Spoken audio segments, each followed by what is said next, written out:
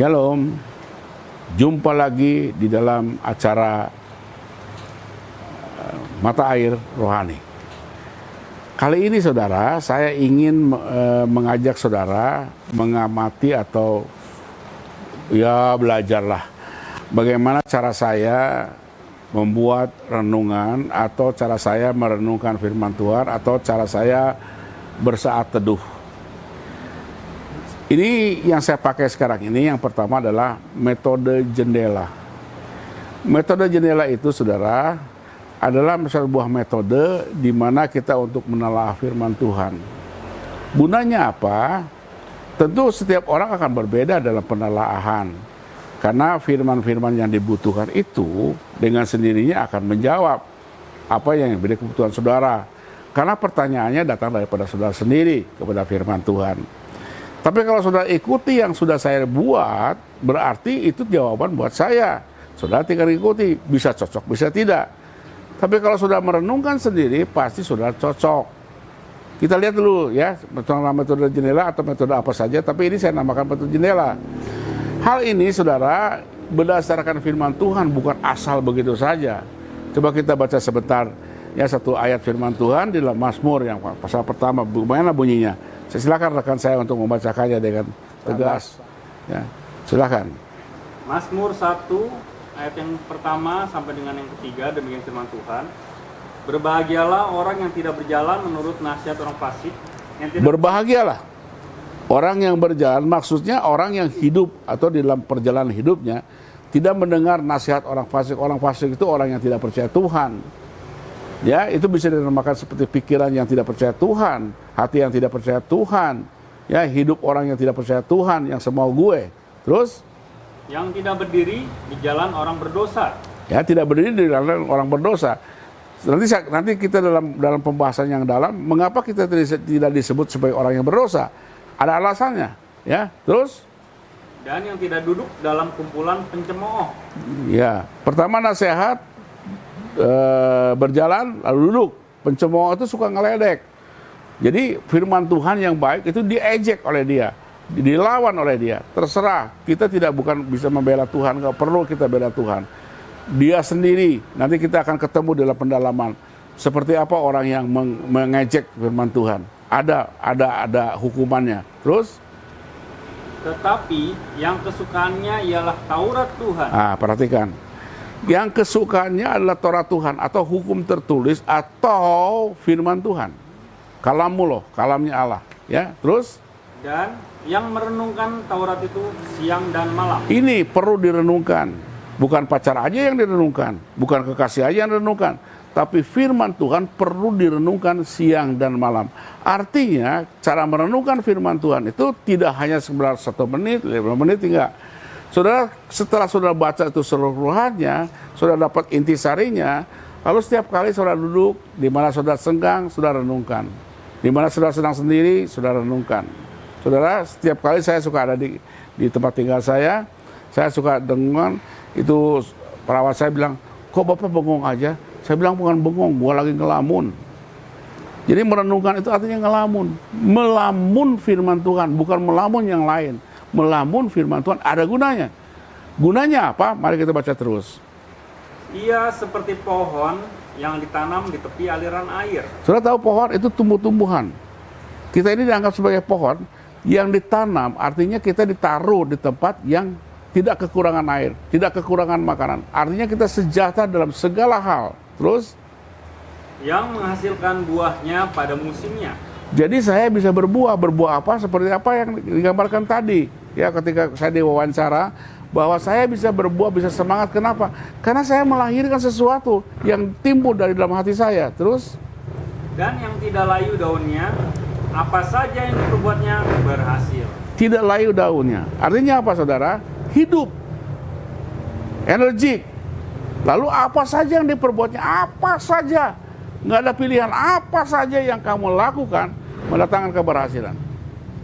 Ini perlu sekali kita harus pegang janji ini. Makanya kita bisa lalu melakukan saat teduh dengan baik. Kita akan pakai dengan cara metode ya. Artinya jendela. Coba Anda bayangkan, di depan saya ini ada sebuah jendela dan saya ada dalam satu ruangan. Saya memperhatikan apa yang terjadi di dalam ruangan atau dari jendela saya perhatikan dari dalam atau saya perhatikan keluar. Apa yang terjadi? Ya, saudara baca lebih dulu supaya saudara bisa belajar sendiri. Itu kitab Kejadian pasal 32 ayat 1 sampai 21. Rekan saya tidak perlu bacakan ini, tapi ini satu gambaran saudara bisa membaca dulu.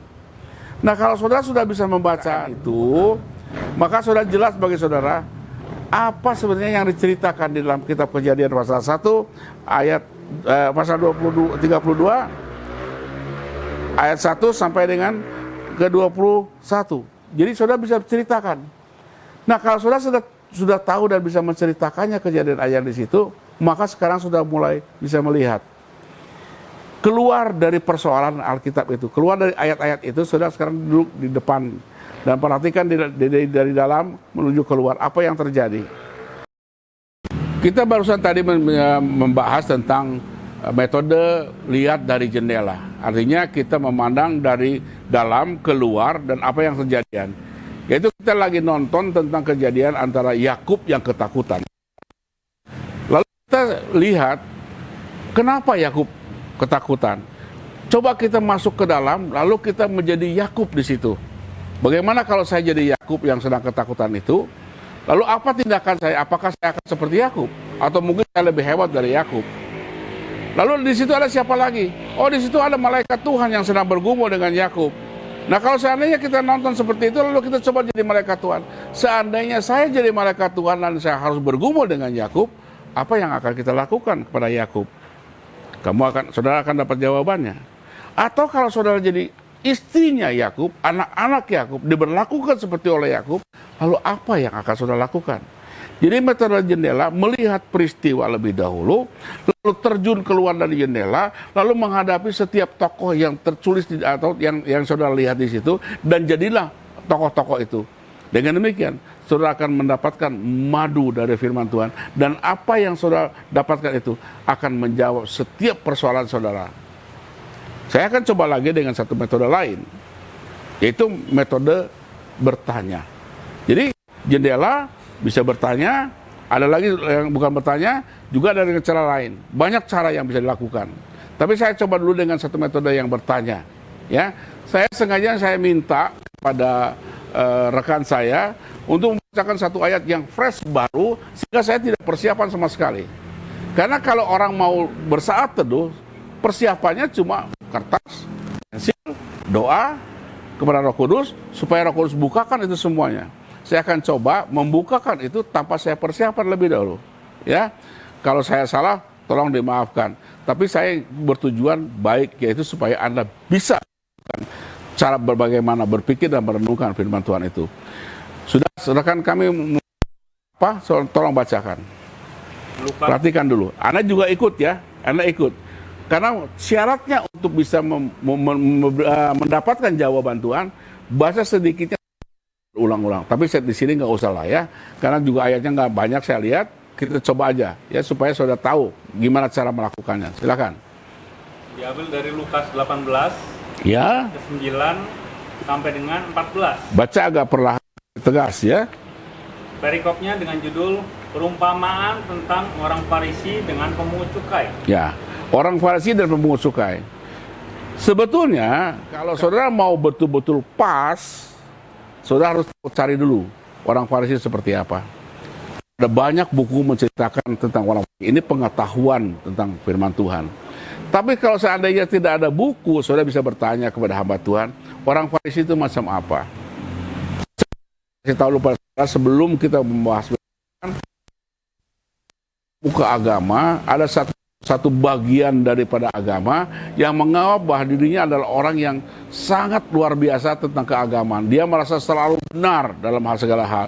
Dia yang paling benar, dia mengungkapkan, istilahnya dia agamawi benar lah. Ya. Dia tokoh agama yang selalu mengatakan bahwa dirinya benar, sesuai seperti apa yang dia pikirkan. Itulah yang sederhananya. Silakan baca terus. Ayat 9. Kepada beberapa orang yang dan rendah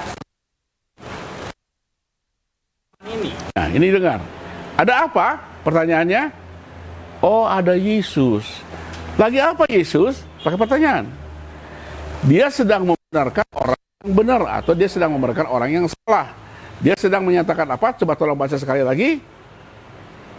Yesus menyatakan apa? Dan kepada beberapa orang yang menganggap dirinya benar, Dia berkata kepada orang yang menganggap dirinya benar. Terus? dan memandang rendah semua orang lain. Jadi kita jawab dengan tanya, sedang apa Yesus menghadapi benar? Dia sedang berkata-kata dengan mereka semuanya dengan menghadapi orang yang terus, maka dia jawab dengan perumpamaan. Jadi Yesus semua dengan perumpamaan. Sebentar, saya sebelum jawab. Pertanyaan lagi, kenapa Yesus menjawab dengan perumpamaan? Pertanyaan. Kalau kita bicara dengan orang yang merasa diri benar, ini pendapat saya. Nanti saudara punya jawaban lain. Pertanyaannya, mengapa Yesus berbicara kepada orang yang menganggap dirinya dengan perumpamaan? Itu pertanyaan. Jawab sendiri. Jawaban itulah yang saudara harus tulis. Kalau saya menjawab, kalau kita bicara dengan orang yang merasa dirinya benar, dia nggak mau ngalah. Dia malah melawan kita. Malah dia bisa menganiaya kita karena menganggap dirinya benar. Kita tidak bisa berbicara dengan benar dengan orang yang menganggap dirinya benar. Itu saya kesimpulannya. Kesimpulan saudara saya nggak tahu. Apa yang saudara dapatkan? Terus? Ada 2 orang pergi ke bait Allah. Nah ini dia katakan. Ada 2 orang yang pergi ke bait Allah. Ada apa di bait Allah? Kedatangan 2 orang. Untuk apa kedatangan ke bait Allah? Mereka untuk berdoa. Karena disebutkan mau mereka berdoa. Jadi dengan pertanyaan itu, saudara akan mendapat situasi keadaan yang sebenarnya.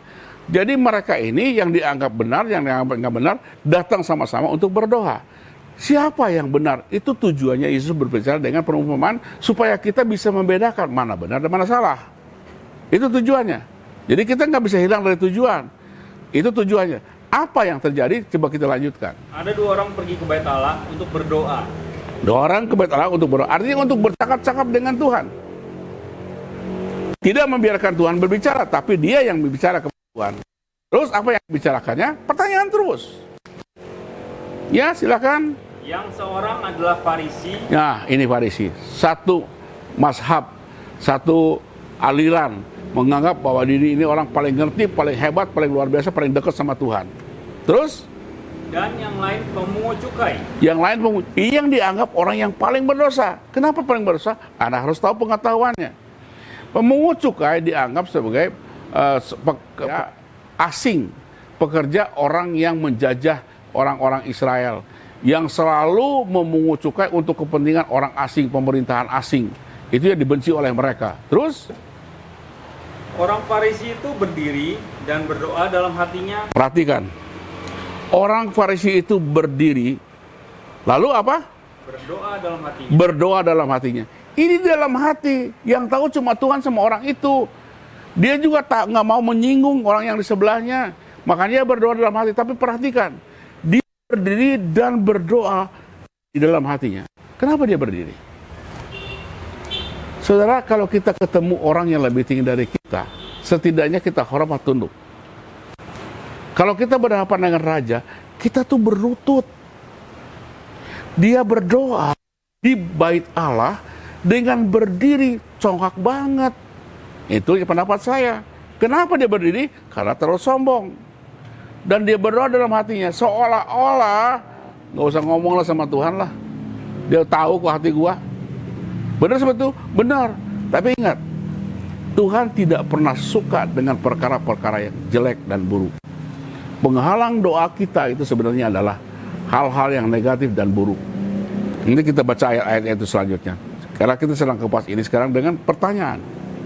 Terus, apa yang dikatakannya? Pertanyaan lagi. Terus? Ya Allah. Ya Allah, ya Tuhan, ya Allah. Terus? Aku mengucap syukur kepadamu. Aduh, aku mengucap syukur Tuhan. Artinya apa? Aduh, syukur Tuhan. Terima kasih kau ciptakan aku jadi orang Farisi. Orang yang paling benar di hadapan Engkau. Coba sekarang kalau kamu jadi Tuhan. Datang orang seperti itu. Atau pembantu kamu datang ke situ. Waduh Bapak, ini pembantu yang paling hebat, paling benar. paling setia sama Tuhan, nggak dibayar pun aku tetap kerja. Percaya nggak?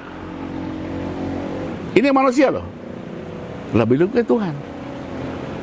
Dia menganggap dirinya paling benar. Apa dia bilang? Syukur aku jadi seperti dia. Terus apa? Ya Allah, aku mengucap syukur kepadamu karena aku tidak sama seperti semua orang lain. Bukan Coba pikir. Aku tidak sama dengan semua orang lain. Manusia di hadapan Tuhan sama. Mau itu hamba Tuhan, mau itu murid Tuhan, mau itu gembel, mau itu siapa saja, sama di hadapan Tuhan. Berarti dia apa? Mengecoh Tuhan. Tuhan goblok, gua nih gue yang paling benar nih. Itu pendapat saya. Karena saya renungkan itu. Itu tidak bisa langsung begini juga boleh. Ada renungan, kenapa ya? Kenapa ya dia begitu? Kenapa dia begitu? Kenapa dia begitu? Tanya terus, tanya. Sampai Anda mendapat jawaban. Nanti akan jawaban seperti apa yang Anda butuhkan, bukan seperti yang saya butuhkan. Ini kan sekilas, sebagai contoh. Oke, terus? Karena aku tidak sama seperti semua. Aku tidak sama, ini aja udah salah. Terus? Bukan perampok. Aku bukan perampok. Bukan Yang orang benar. Yang benar. Coba Anda pelajari mazhab Farisi. Saudara tahu itu di dalam bait Allah orang jual kurban, domba kurban, itu licik semua. Semua yang cacat asal imam bilang ini boleh masuk, bikin kekayaan mereka. Jual beli itu di bait Allah. Itu semua orang-orang seperti itu. Yang merasa dirinya benar, padahal dia munafik dalam hidupnya. Terus, bukan perampok, padahal dia perampok. Terus, bukan orang lalim. Lalim itu apa? Nggak punya belas kasihan. Ngomong begini aja dia udah lalim. Terus, bukan pezina. Pezina kan ngerti dong, nggak usah dikasih tahu lah. Ya artinya dia di luar dari prosedur yang sebenarnya. Terus, dan bukan juga seperti pemungut cukai. Nah, ini yang paling jahat nih. Aku bukan perampok, bukan pezina, aku bukan begini, aku nggak sama seperti dia nih. Kok dia jadi hakim? Kok dia bisa bilang begitu? Tahu nggak hatinya seperti apa? Pemungut cukai hanya pekerjaan. Apakah dia bisa jahat? Belum tentu. Ini harus perhatikan. Ini cara metode dengan bertanya. Tanya terus sampai keluar madunya. Sampai keluar madunya. Tanya terus. Renungkan siang dan malam, pagi dan petang. Tapi apa yang dilakukan oleh yang merasa bahwa ini adalah rendah? Coba tolong buka, baca. Tetapi pemungut cukai itu berdiri jauh-jauh. Ya, terus? Bahkan ia tidak berani menengadah ke langit. Perhatikan. Orang yang merasa dirinya bersalah dan hina, dia selalu jauh-jauh. Saya punya pembantu, saudara. Itu kalau suruh beli masakan ke restoran, gak berani masuk. Malu. Saya bilang, kenapa lu malu? Itu namanya minder, merasa diri kurang. Kalau orang yang merasa diri kurang, gak berani kurang ajar sama Tuhan. Lebih banyak penurut daripada orang yang ngerti. Nah, ini pada pertanyaan. Jadi saudara sekarang tahu benar jelas sekali bagaimana itu metode bertanya. Dengan demikian saudara bisa tahu ada apa itu semuanya, seperti apa. Pertanyaannya gampang, ada apa, kenapa, mengapa, bila mana. Itu nanti akan menemukan jawaban-jawaban. Jadi dengan demikian, Anda tidak perlu sulit dan perlu sukar untuk membuat saat teduh. Anda hanya cukup berdoa lebih dulu, hadirkan Roh Kudus dan minta Roh Kudus untuk tolong bukakan rahasia-rahasia firman-Mu. Karena yang tersurat itu lebih sedikit dibandingkan yang tersirat. Kalau saya nanti baca lagi minggu depan atau kapan lagi saya baca, lain lagi. Pembacaan ini tidak berlaku hanya cuma sekarang selesai, udah, bukan. Ini bisa terus bertanya sampai nanti malam saya masih bertanya lagi. Kenapa ya Tuhan bisa jawab begini? Kenapa Tuhan berkasih perumpamaan begini? Semua pakai pertanyaan. Nah, semua jawaban pertanyaan itu Anda catat itu akan mendapatkan jawaban. Nah, saya harap untuk metode tanya jawab ini pun harus dalam terus, jangan lewat-lewat. Nanti sampai kepada misalnya silsilah manusia, ikuti kalau nggak bisa lewat, kita ganti yang lain. Tapi jangan lompat. Atau main tunjuk, salah.